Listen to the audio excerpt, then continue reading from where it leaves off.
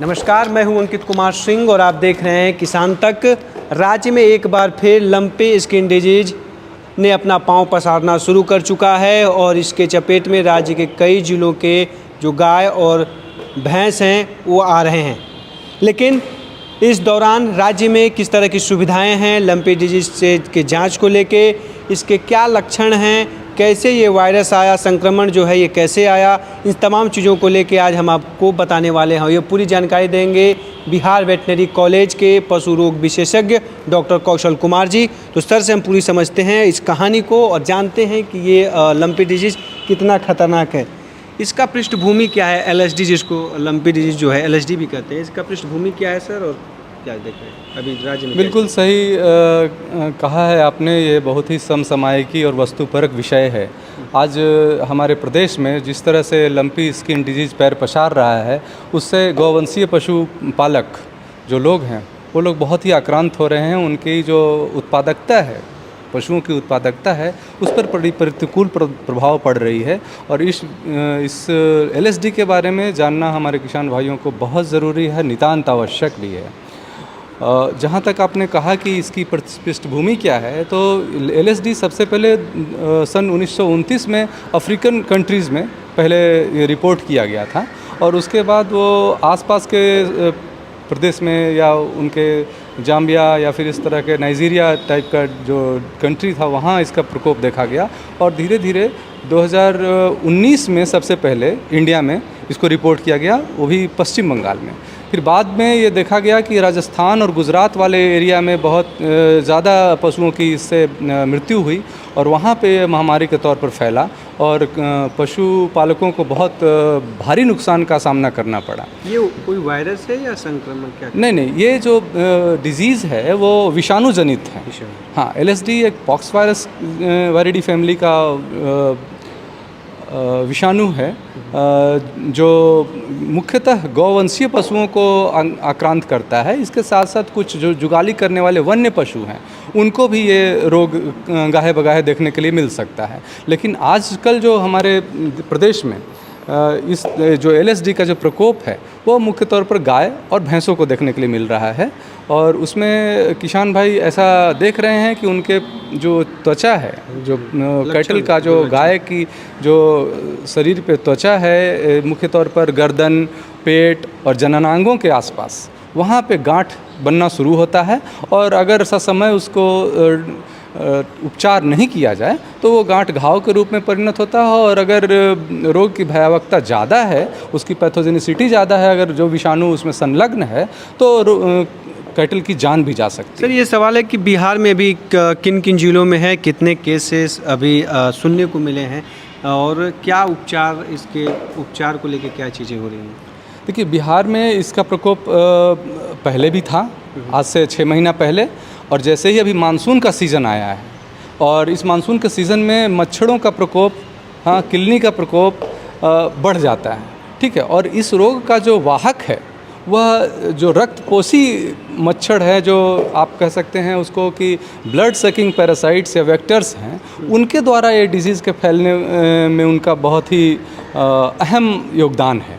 ठीक है। तो जब ये मौसम आया है बारिश का और इसमें मच्छरों का प्रकोप ज़्यादा देखने के लिए मिलता है, तो इस मौसम में देखा जा रहा है कि जो नॉर्थ बिहार है, जो किशनगंज का एरिया है, दरभंगा वाला क्षेत्र है, समस्तीपुर है, इसके अलावा साउथ बिहार में भी औरंगाबाद, नवादा, बिहार शरीफ जैसे इलाकों में भी इसका बहुत प्रकोप मिल रहा है।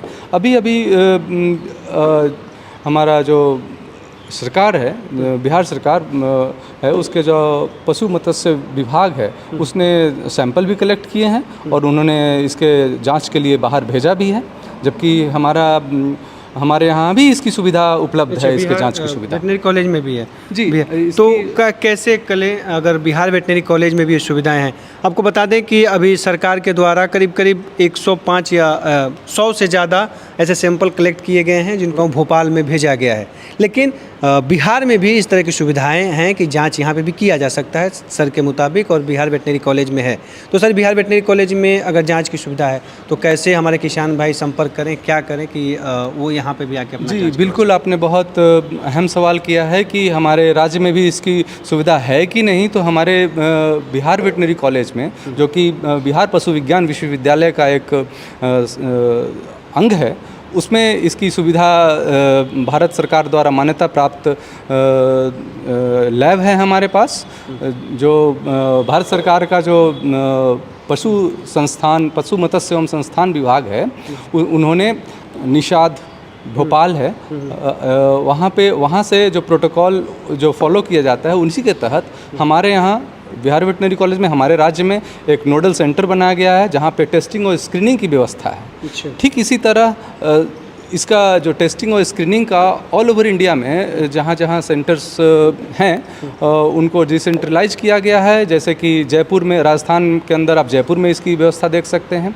गुजरात के अंदर दांतीवाड़ा में इसकी डिसेंट्रलाइजेशन की गई है, जहाँ पे पशुपालक अपने पशुओं को अगर ऐसा समझते हैं कि उनकी गायों को गांठदार त्वचा रोग से पीड़ित है या फिर उनको हो गया है, एलएसडी का अगर शिकायत है, तो वो इन सेंटर से भेज सकते हैं। हमारे बिहार राज्य में पटना में बिहार वेटनरी कॉलेज में इसकी व्यवस्था है। जिले के अगर किसान जो हमारे बाहर के जिले के किसान हैं, वो कैसे, वो तो हर कोई पटना पहुँच नहीं पाएगा, तो वो क्या करें? वो अपने जैसे ही किसान भाई अपने पशुओं में एलएसडी का लक्षण देखें, ज्वर आना या उनके पशुओं के त्वचा पर गांठदार लीजन अगर उनको देखने के लिए मिलता है, तो तुरंत वो अपने नज़दीकी पशु चिकित्सक के सलाह से ब्लड का नमूना लें या नाक से स्वैब लें, ठीक है। और जो भी बिहार वेटनरी कॉलेज में वो भेज सकते हैं, यहाँ जांच की सुविधा है। अगर पशु चिकित्सक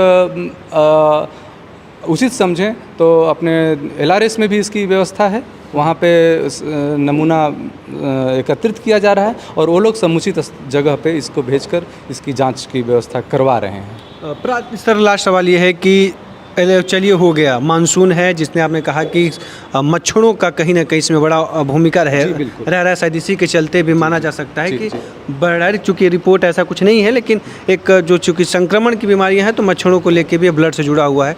तो क्या रोकथाम क्या करें हमारे किसान भाई, अभी क्या करें? क्योंकि किसान भाई अपने बाड़े की साफ़ सफाई अच्छी रखें, वहाँ पे हो सके तो मॉस्किटो रिपेलेंट अगरबत्तियाँ जला सकते हैं। हाँ, जहाँ पानी वानी नहीं जमे, वैसी जगह जहाँ पे मक्खियों के पनपने का स्थान, उनके लार्वा आराम से जनित हो जाते हैं, जल जमाव वाली स्थिति हो तो उसको रखें।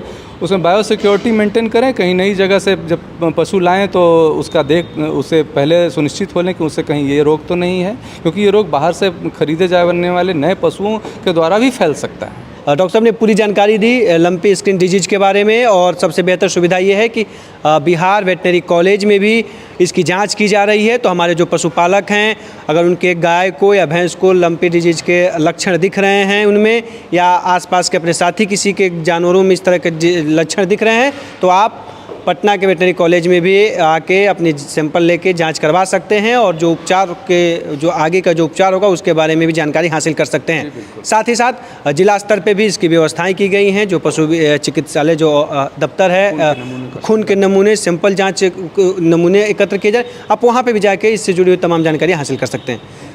उम्मीद करते हैं लंपी डिजीज से जुड़ी हुई ये तमाम जानकारियाँ आपके फायदे की सौदा साबित हो रहा होगा। खेती कृषि से जुड़ी हुई तमाम बड़ी खबरों के लिए देखते रहिए किसान तक। नमस्कार। अगर ये वीडियो आपको पसंद आया है तो इसे लाइक जरूर करें। अगर चैनल अभी तक सब्सक्राइब नहीं किया है तो कर लें, और नोटिफिकेशन पाने के लिए बेल आइकन भी दबा दें। किसान तक, किसान तक, किसान तक, किसान तक, किसान तक, किसान तक, किसान तक, किसान तक, किसान तक, खाना है तो उगाना है।